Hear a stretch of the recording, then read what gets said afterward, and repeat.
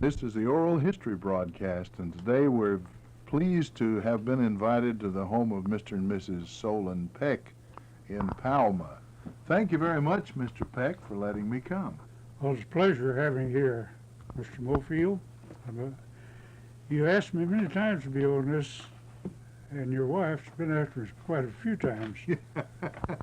So I guess it's going to happen now. Oh, we're on the air now, so we can't back out. I don't know why you were so reluctant. Maybe Well, because you were expecting a great-grandchild. I understand that one's been born this very month. Is that right? it sure is. A wonderful little girl. And he's just beaming from ear to ear. We have his wife here, and we're going to say a few words to her in a bit. I understand her dad was with the Washington Senators. So. Yes, he was. He originated the team. Now let's start by getting a little of your background. You're one of the Marshall County Pecks, of which there are many. Yes, I am. You're probably kin to my wife some way. Yes. Her grandmother and my father were own cousins. Mm-hmm. Were you born in the county? Yes, I was. And that was a good long while ago. What was it in the Scale, Oak Valley neighborhood? Oak Valley neighborhood. Mm-hmm. Now, what was your father's name? John Milburn. And your mother? Lydia Florence, English. She was an English. She was an English. Okay. Well, there's still Englishes and Pecks around Oak Valley. Yes. How many children were there in the family? 3. Well, there's 4. One passed away. Child, real young. Yeah. So, did you grow up on a farm? Yes, I did. So, you had the usual experiences of a Marshall County boy of that time. I guess you had to feed the Great pigs, experience. and shell corn for the chickens, and Yeah, that's right. so on. Did you ever have to churn for your mother? I don't remember ever doing that. And they taught me how to milk when I was real young. Mm-hmm. And I had an uncle visiting us one night. We went to the barn. I had a .22 rifle with a milk bucket. And he says, "I'll tell you right now, Cap, I'd never learned to milk. You'll hate it." I set the bucket up on a post and shot a hose to it, and I never milked since. And you got by with that? I got by with it. Yeah. Okay, what were your usual farm jobs? Did you ever sucker any tobacco? I've sucked the back of many a day, all day long. Worm it? Worm it. Well, I'll tell you, setting it was about the hardest job that I could. Well, yes, that brings a little memory to my mind. Blistered hands and broken backs. My father and I had been a long dry season. My father and I pulled tobacco plant rains. We pulled tobacco plants all day and set them up and put boards between them in the barn, tobacco barn. Next morning, he gets up and gets on a horse and starts down towards the old bottom road to the mailbox. The horse slipped, fell, he broke his shoulder. We had 10,000 tobacco plants sitting in that barn. I said every one of them, My. but I didn't. Let's see, that is several acres. Yes, it was. Best I recall, when they set it where you could ply it both ways, checked it off, and that was about 3,600 plants to the acre. That's right. I didn't stop till I said every one of them. I bet you had a few blisters. And I didn't straighten up for a month. Yeah. Well, let's see. Did you go to grade school at Oak Valley? Yes, I did. That's the oldest school I ever went to. You remember any teacher you might have had? Yes, I do. One or two of them. Mr. Yule Sled was my first teacher.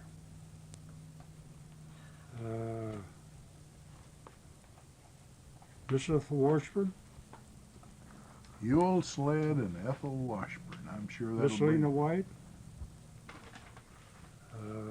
bring back a good many memories to some of the people who are yes. listening. and Well, that's fine. Now, what were Emma your, Johnson. Emma Johnson?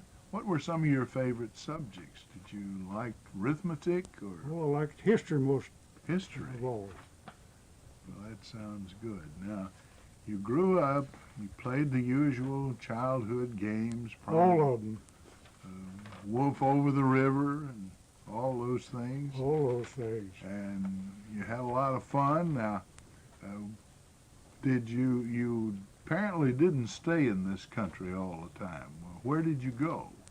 I first went to Akron, Ohio, 1928. Mm-hmm. In I stayed there 6 years with the Standard Oil.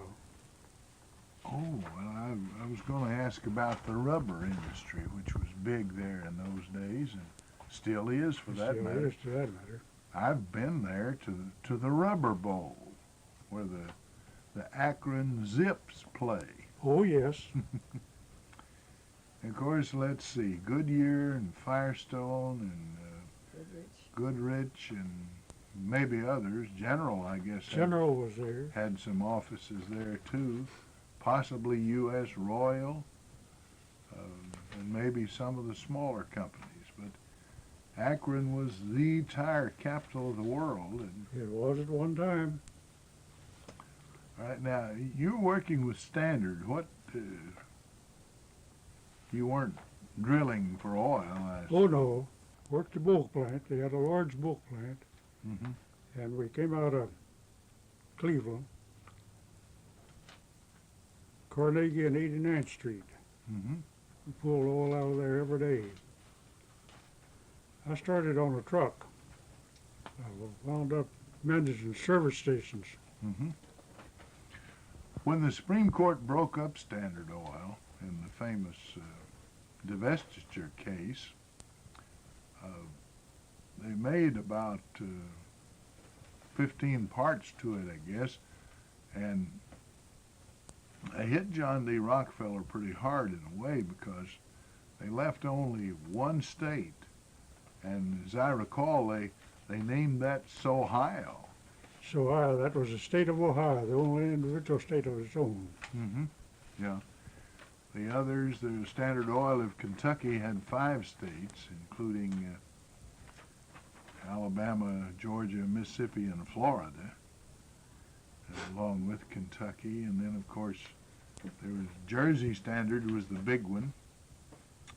And Saucony, Standard Oil of New York, had 7 or 8 states, so on and on. We won't try to trace them all, but of course, they didn't let that get the best of them.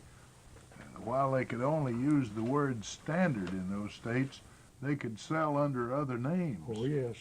And I can remember seeing Standard of Ohio stations in Kentucky that they called Boron. Of course, Standard of New York sold under the name of Mobil, Yes. and many, many other examples could be given. Well, you enjoyed the work, I'm sure. I did. Enjoyed it a lot. Met lots of people. Mm-hmm. Well, talking about meeting people, where did you meet this beauty queen over here? Well, one night after she got out of work, a friend and I, his girlfriend and her worked together. Uh-huh. He invited me to go with him one night to pick him up, or pick his girlfriend up. And So- that's when I started. You had sort of a double date in a way, I guess. Not at that time, but the week later. You didn't hesitate very long, did you? She was where? Was it the same company where you worked, or? Yes, Metropolitan Life Insurance. Mm-hmm. Okay. And what was her name? Her family name was Ruby, Ruby Pauline Baker. Pauline Baker.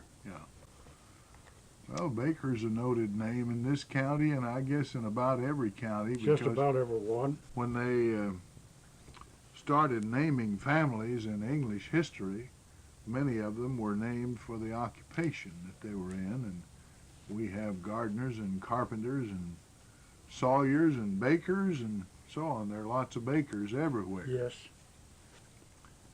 So, where did, was she a native of Akron? No, she was born and raised in Washington, D.C. But her father had moved, family had moved to Akron, Ohio. Well, we're going to get back to you in just a minute. I'm going to switch over here to her for a minute and ask about some of the things that she's showing me. Now, Ripley's Believe It or Not is one of the items that she has, and it says, Phil Baker, captain of the old Washington baseball team, caught a ball thrown from the top of the Washington Monument in one bare hand. The impact broke 2 knuckles. Well, isn't that something? There he is. You know, there used to be a tale that, what was that old St. Louis Cardinal broadcaster's name? Gabby Hayes. No, Gabby Hayes was a movie Yeah. star. This was Gabby something or other, and he claimed that he caught a ball thrown from the top of the Washington Monument. But with a glove. Yeah. Nobody ever, up till now, has ever caught one. With bare hands. Bare hand. He went up in the baseball player went up in that monument, and it was in the winter, and he held his hand and let the ball go like that. Just drop it down. It went down in the ice, and they couldn't find it. That's what speed it had. Mm-hmm. Then he threw it down, and Daddy caught it with one hand. Well, well. Now that's really an accomplishment. Of course, I remember enough about physics to remember that the acceleration due to gravity is 16t squared. In other words, the first second it falls 16 feet, but the second it falls in 2 seconds. That's squared. That'd be 4 times 16, which is 64 feet that it falls the second. And the Washington Monument is 555 feet tall. 55 feet. I know that. So it would be picking up and going. That's right. Now, He was captain of the team, of the Washington team. Here, Phil Baker, he signed it. $50 a month is all they got at that time. Signed a contract. what would he think about the salaries they're giving now? What would the ones think about now if they got that? I don't believe they'd play very long, do you? No. Well, now tell us something about your father. Was he also in baseball? My father? Mm-hmm. He is the one. He Oh, was my father. That's the one. Yeah, I see. That was my father. I was thinking you said your brother, but No, you're talking my about father. your dad. Now, That's what all these clippings are all about him. let's see. Here's a photograph of That's him where with. he was at work in Akron, Ohio. Now, you had one over here where he's shaking hands with President Calvin There he Coolidge. is right there, too. The paper gave us that. Okay. Like Now, that. what was the occasion for the president's greeting him? Well, Just the catching the ball, or? no. His team at that time, I think was They won the pennant. 35. The last time they played and got the pennant. About 32. And that was the first time they won a pennant since Daddy was captain of the team and they won it. Mm-hmm. And the Akron night, it was right there. They took a collection to send him to Washington Mm-hmm. to see the game. And that's when Coolidge's private car met him at the station in Washington and took him to the White House. Oh, that was really something. Let me read just a line or two. ahead. It says the Akron Evening Times last night asked baseball fans of Akron to contribute to a fund which would be used to send Philip Baker, 68-year-old Akronite and captain of the Washington Club in 1893, when the Capital team won the pennant in the Eastern League to the World Series. So this was the World Series, I guess, of 1932. Yeah, that was the first one since he was captain of the team. The former Washington leader has followed the Senators in the pennant race, which closed with a victory over Boston Monday afternoon. Well, I know you're just thrilled about all of those things. Oh, here's a picture of him standing at bat with a Louisville Slugger. He's a handsome fellow there, a young man, of course, wearing his baseball uniform. He's got the bat drawn back and dressed in the latest style of that day, and wearing a neatly trimmed mustache. I guess that fit in with it. Well, let me ask you this. Do you have any children? One. And She's the one that just had the baby. Oh, no. My child is. No, it was her daughter. Yeah, okay. Now, your daughter, what's her name? Virginia James. And she lives where? Oh, you can point down the road to her. Right there in that brick house. So it isn't very far. No. Now, did she have a daughter or a son? She had a daughter. Also had a daughter. Two daughters. And one of them has just given birth to a child on October the 2nd. And that was her first grandchild.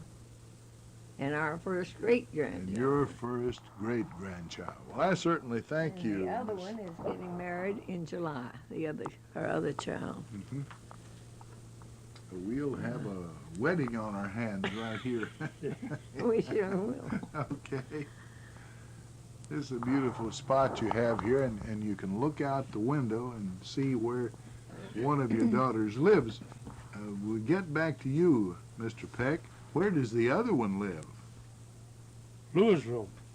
Mm-hmm. Largest city in Kentucky. Maybe makes Louisville Sluggers.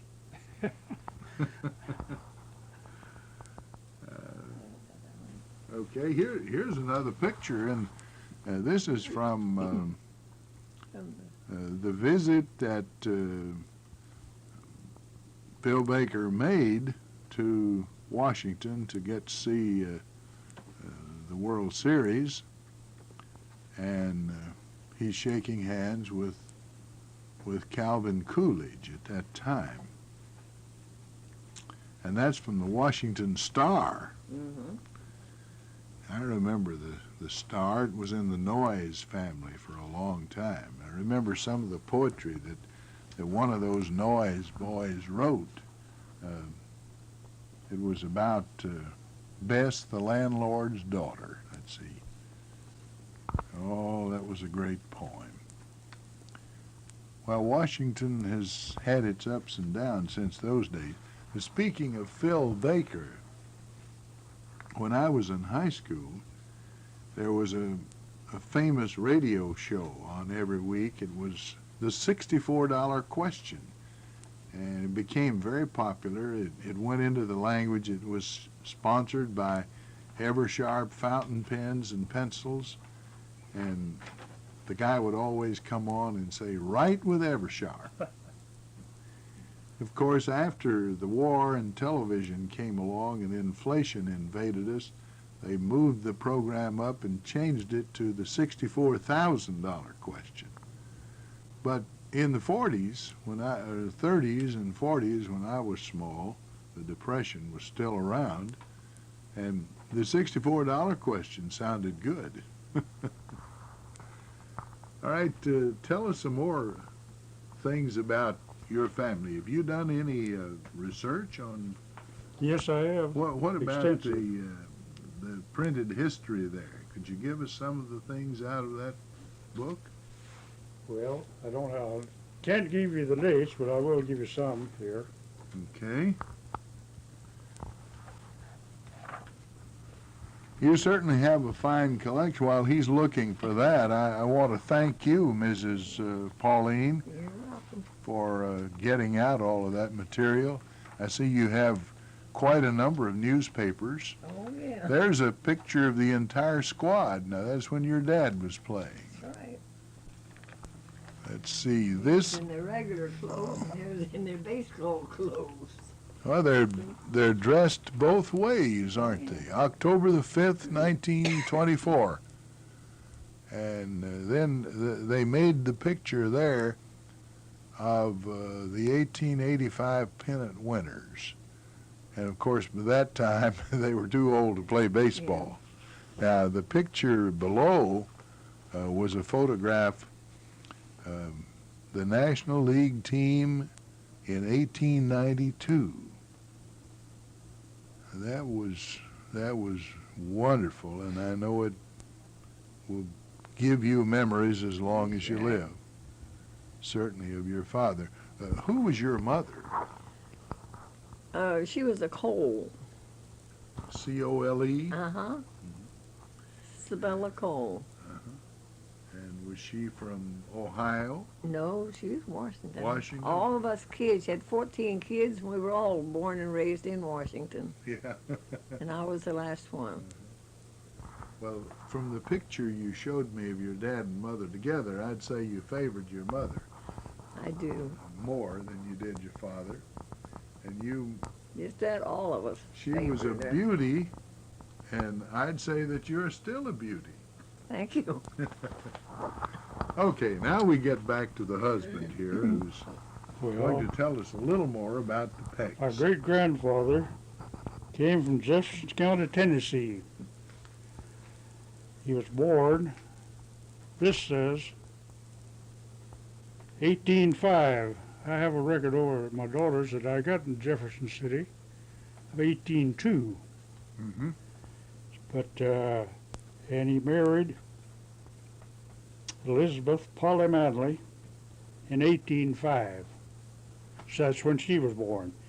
They were married in 1826. And they came to Kentucky, 1835.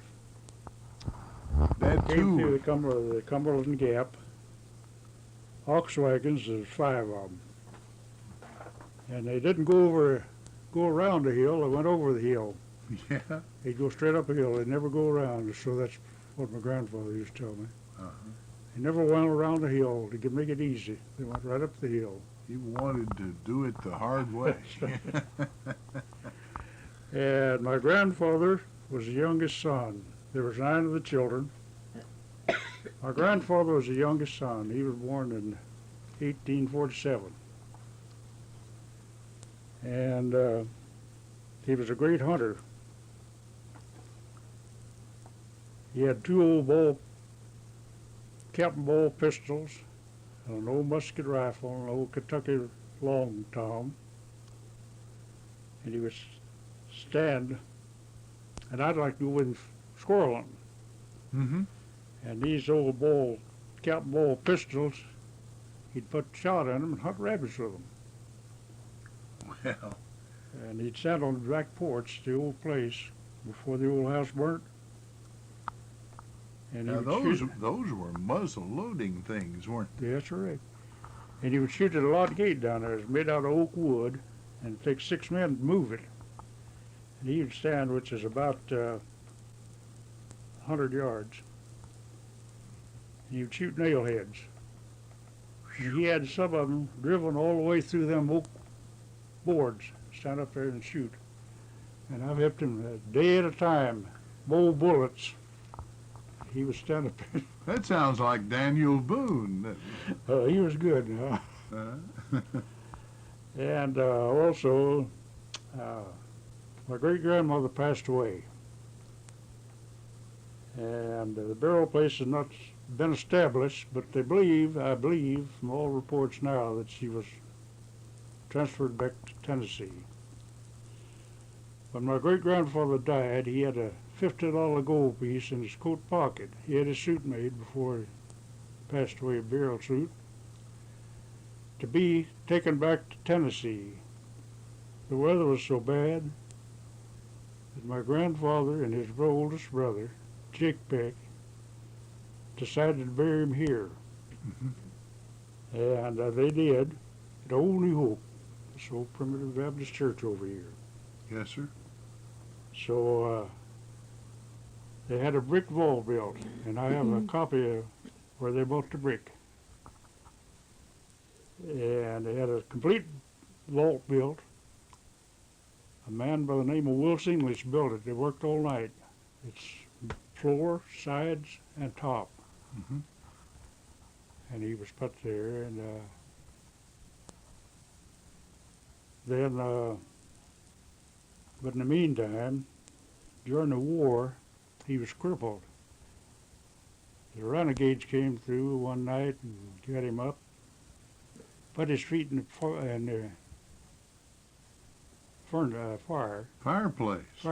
Oh, that is and cruel. burn him, and he's crippled from that day on. Mm. My grandfather was 12, 13 years old, so he ran up to his oldest brother, Jake Peck, about distance 5 blocks. And so they both came running back, and Uncle Jake had his gun.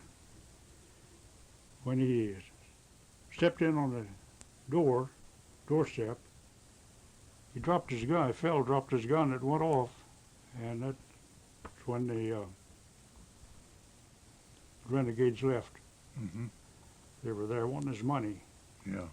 trying to get his money.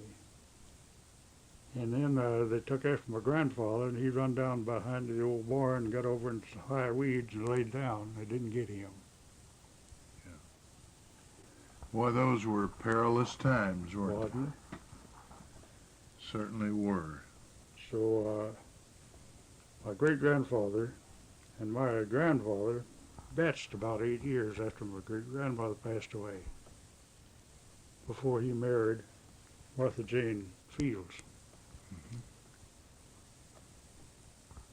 Had some rough going together. Had to learn how to cook. That's right. All. And by the way, I have one of the old ox yokes that brought this caravan through. You still have I it. still have it. Now that's getting to be a pretty old relic. by That's this an old time. relic. Yeah. Well, Thought sometime I'd put it outside here. And now that And, might stop some of the traffic on 68 out there. Yeah. Okay, we've only got about a minute and a half left. Do you have something else you'd like to say? What about you? No, nothing about me. But in those days, they never wore gloves with fingers in it, and there no mask. The face piece was a hard piece of rubber Mhm. that they held between their teeth, and it had a hole in the middle. And that's how they breathed through that. Mm-hmm. Well, that's an interesting comment that they would do that. Do you want to close with a 15 rahs for the great-great-grandchild? Or Oh yeah. I pulled some pretty rough things when I was a kid. Might be a kick out of them. Well, tell us one Well- of the funny stories. My 2 cousins, I worked for a week one summer, building a little pen around the old Chestnut Creek over there, the old water hole, Peck hole they called it then. Of course, there's one over in Clark's River too. Now, on Sunday morning, we got up, everybody's gone over to Oak Valley. We got 13 sheep, we run them down there. Well, when the first one went over, we had an awful time getting the first one off. When the first one went over, they went over just drop, One drop. followed the other. And the 2 of us got in that water there, and we had sheep in each hand. One was up on the bank pulling them up, and we got them sheep out. So I'd suggest nobody ever try to get sheep to swim. You've had the experience. I have had Well, thank you so much. It's been a real pleasure to me to come and visit with you. We've been visiting on our oral history broadcast with Solon Peck and his wife Pauline, who live in a very beautiful place here at Palma. I'm Ray Mofield, and now we return you to our studio.